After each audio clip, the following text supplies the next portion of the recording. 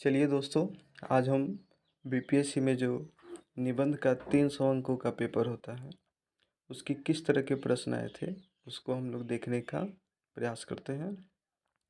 तो हम आपको बता दें कि जो बीपीएससी का निबंध का पेपर होता है, वो कुल 300 अंकों का होता है और इसमें 3 खंड होते हैं। 3 खंड से आपको एक-एक निबंध लिखना होता है और प्रत्येक निबंध के लिए 100 मार्क्स मैक्सिमम होते हैं। यानी कि कुल जो है 300 मार्क्स का 3 निबंध आपको लिखना होता है। तो इसी क्रम में देखते हैं कि पहला निबंध जो है आपको लिखना है। इसमें पहले खंड में जो है 4 निबंध दिया हुआ है। इसमें से 4 में से किसी एक को ही चुन करके आपको लिखना है।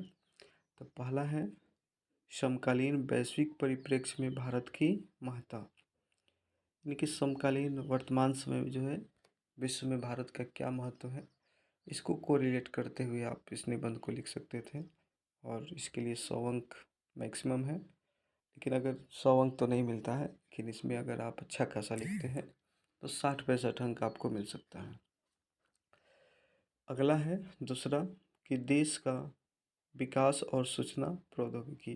यानी कि देश के विकास में इंफॉर्मेशन टेक्नोलॉजी का क्या महत्व है, आप इसको लिख सकते हैं।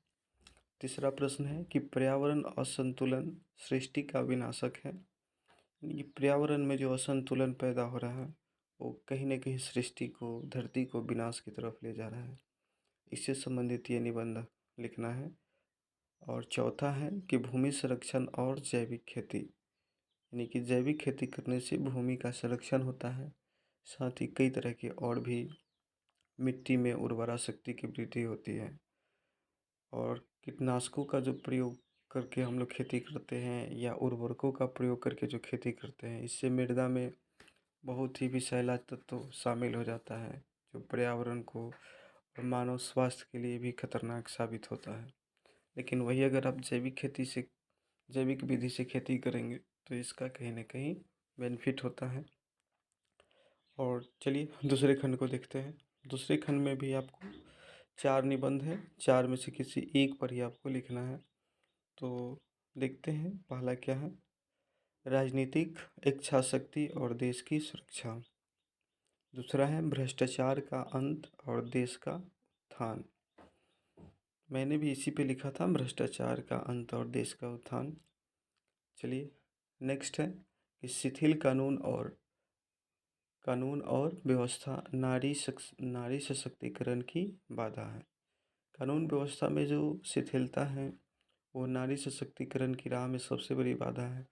इसको आधार बना करके आपको इस निबंध को लिखना था। बहुत सारे लोगों ने इसको भी लिखा है। चलिए अगला है 8वां, विश्व कल्याण आध्यात्मिक चेतना के बिना असंभव है। ये थोड़ा सा फिलोसफिकल टाइप का निबंध है, तो बहुत सारे लोगों ने इस पर भी लिखने का प्रयास किया है, लेकिन मैक्सिमम छात्रों ने शिथिल कानून और व्यवस्था नारी सशक्तिकरण की बाधा है, इसी पर निबंध लिखा है। चलिए तीसरा खंड देखते हैं हम लोग।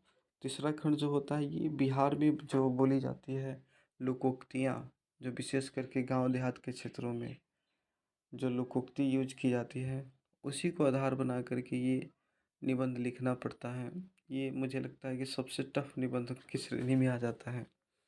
जो इंग्लिश मीडियम के छात्र होते हैं या जो शहरों में पढ़े बड़े होते हैं, उनके लिए चैलेंजिंग होता है। लेकिन वही जो गांव के छात्र होते हैं, बिहार के पृष्ठभूमि से आते हैं, उन लोगों के लिए ये निबंध कहीं न कहीं बहुत ही अच्छा रहता है। वो आसानी से इस निबंध को अप्रोच कर सकते हैं। तो 9वां नंबर है, इसमें भी 4 है टोटल, 4 में से किसी एक निबंध को ही लिखना है। तो पहला है कि बनले के साथी सब केहू ह अउरी बिगड़ले के केहू नाही। इस पर निबंध है, ये हम लोग सुनते भी हैं गीतों के माध्यम से भी कि सुख के सब साथी दुख में ना कोई। उसी तरह उसी से संबंधित ये निबंध है। अगला है कि जियते माछी नाही घोटाई। इस पर भी निबंध लिख सकते थे, बहुत सारे लोगों ने इस पर भी निबंध लिखा है। 11वां है कि बापक नाम साग पात आ बेटाक नाम परोर। जैसे हम लोग गांव में सुनते होंगे कि बाप का नाम साग पात और बेटा का नाम परोर, तो ये भी इस पर भी निबंध लिखना था। और अंतिम है जैसन बोअबा औसने कटबा। तो बहुत सारे छात्रों ने इसी पर निबंध लिखा है कि जैसन बोअबा वैसने कटबा, क्योंकि ये एक तरह से वही है कि जैसा आपका कर्म रहेगा उसी तरह का आपका परिणाम मिलेगा। अगर आप अच्छा कर्म करेंगे तो अच्छा परिणाम मिलेगा, बुरा कर्म का परिणाम बुरा होता है। तो ये आप लोगों ने देखा कि ये टोटल इसमें भी खंड 3 में भी 4 निबंध है, 4 में से किसी एक को ही लिखना है।